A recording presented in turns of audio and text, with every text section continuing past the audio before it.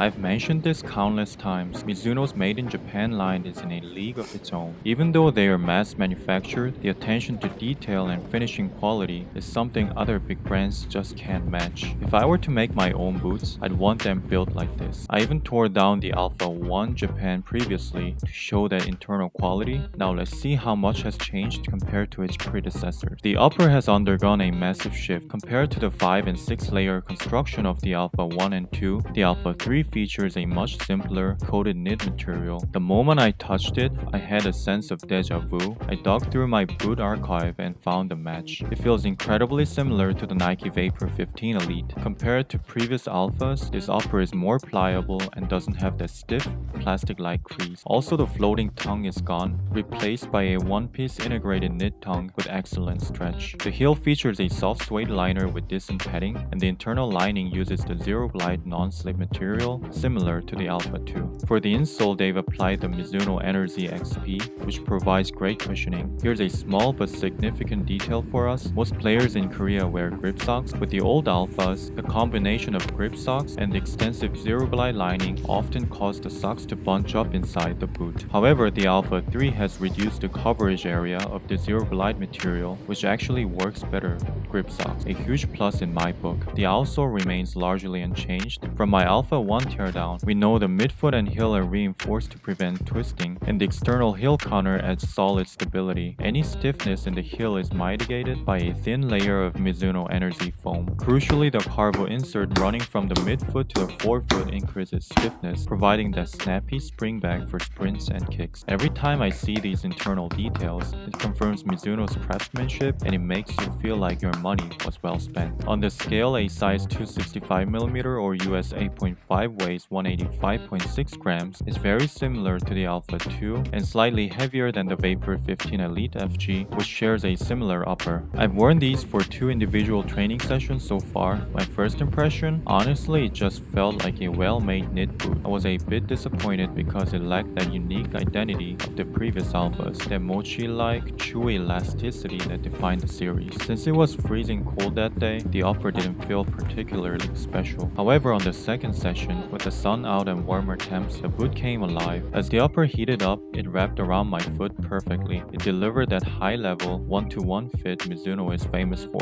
It became so comfortable and natural that I didn't want to take them off. Comparing them side by side with the previous model, the cushioning from the new Energy XP insole is fantastic, completely masking the hardness of carbo plates. But there are trade-offs. Because of the switch to a one-piece construction, it lost that vacuum-sealed lockdown sensation that the old floating tongue provided. I also miss that arch support from the inside. The overall sense of unity with the foot feels slightly less intense than before. Also, the toe box profile is higher, which creates some dead space above my toes, making the fit feel a bit floaty, which is a slight letdown for me. My feet measure 98mm in width and 262mm in length. Wearing my usual 265mm or US 8.5, I have about a quarter to half a thumbnail's width of space at the toe. The width is perfect right out of the box, optimized for Asian feet. Aside from the slightly higher toe box, the sizing is identical to the previous model, so stick to your usual Mizuno size. The integrated knit tongue is very stretchy, so even players with high insteps will have no trouble getting them on. The touch on the Alpha 3 is absolutely top tier. Since the upper structure is simplified compared to the multi-layered predecessors, you get a very raw and sensitive ball feel. Even without any aggressive grip texture or coating, the touch feels perfectly balanced, neither too dampened nor too pingy. It doesn't kill the ball's energy, but it doesn't let it fly off uncontrollably either. And thanks to the carvo insert providing stiffness, you can really feel the power transfer when striking the ball. In conclusion, the Mizuno Alpha 3 is still a high-performance speed boot with elite-level comfort. However, it's a bit bittersweet. The boot has changed so much, losing that unique, controlled elasticity identity of the Alpha 1 and 2,